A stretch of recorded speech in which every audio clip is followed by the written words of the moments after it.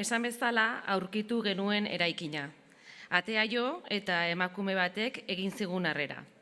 Angusen izena aipatu eta irribarre egin zigun. Erretiro hartuta dago.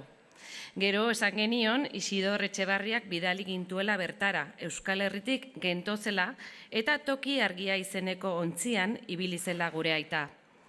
Angusek bere halaxe eman zion baiezkoa, emakumeak gure aurrean telefonoz deitu zionean. Txakurra paseatzen ari da, esan zigun emakumeak, baina 11:30 sorospenetxean egongo da zuen zain. Sorospenetxera iritsi ginenerako antxe zegoen Angus, beste sorosle batzuekin izkitan atarian. Ikusi bezain laster agurtu gintuen, aspaldiko lagunak bagina bezala.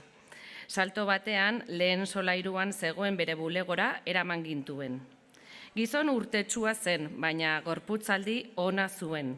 Eskaileretan, 19. mende bukaeratik salbatutako ontzien argazkiak zetozen.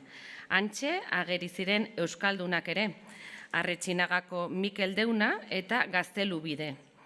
1970ko abenduaren 18 izan zen naufragioa azken honek.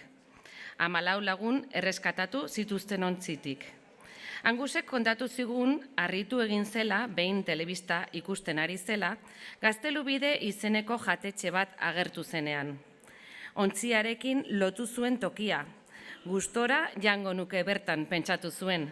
Guk argitu genion, etzela benetan jatetxea, elkarte gastronomikoa baizik.